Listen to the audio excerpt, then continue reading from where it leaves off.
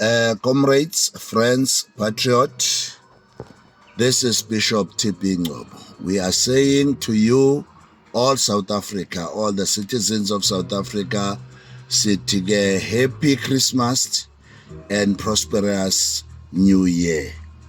Sanfosau MK Labour Desk.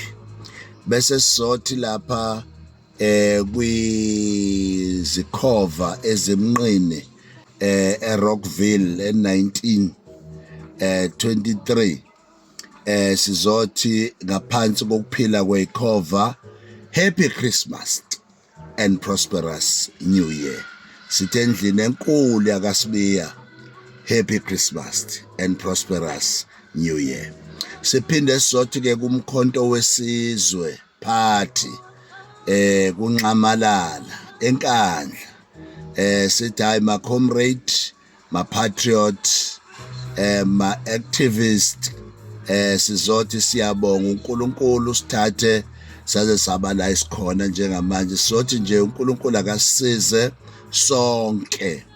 Bese ngizothi ke specifically ke abasebenzi okuwona line engihamba ngawo kakhulu from iSanfosau neMK Labour Desk, ngizothi kunina bafowethu i-office lethu elilapha edolobheni laseThekwini ku-Sangro House ku-1308 livuliwe.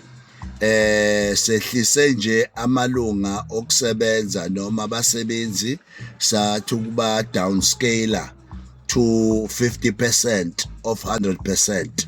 Kusho ukuthi abasebenzi bakhona emsebenzini laba abaxakekile ngoba sibone ngathi i-influx iningi kakhulu ofisini njengoba bekuphela unyaka, abasebenzi bengawatholi lamabonus, abasebenzi bengakhokhelwa, iy'nkampani zibashiye bedengwane. Basakwazi abanye ukubasiza, abanye sangakwazi ukubasiza, kodwa-ke siyathemba ukuthi masivula sizovula ngaba abasebenzi basizakale bawathole amabonus.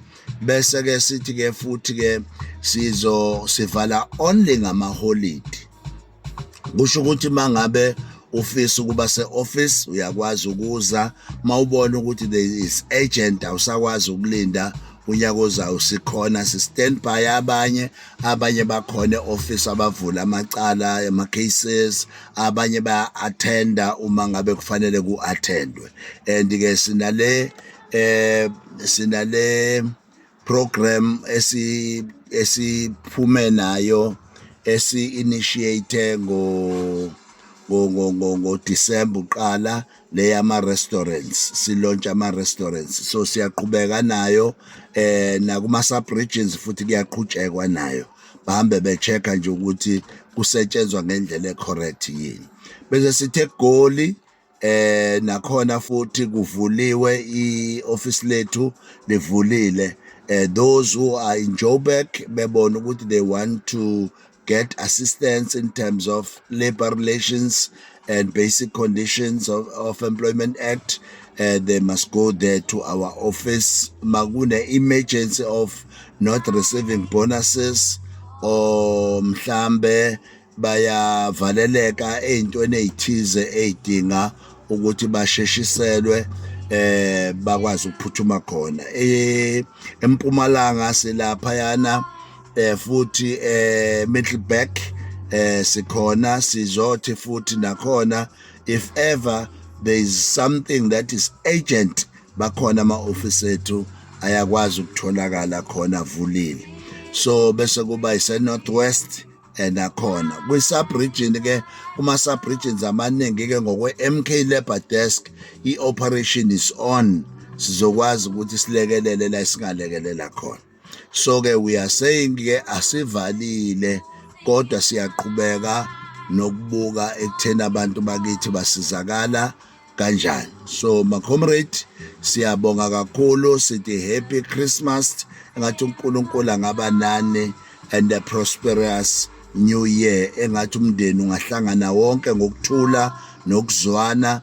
Kukakhulukazi even us as politicians, abanye bethu siyacela ukuthi engathi singahlala ngokuthula sibheke relaxe sibheke okhethweni lika lama local government elections in 2026-27 la khona sizobe sicontestana engathi uNkulunkulu nje for this time akube khona ipeace, akube khona ukubekezelelana, akube khona ukuthula ezweni ngegama lika Jesu Kristu waseNazaretha okuyena owalenga esiphambanweni ngalezi insuku wazalwa ezalwa intombi uMaria. Sithi ke bafowethu ke konke okuhle nemndeni yenu siyanifisela khona.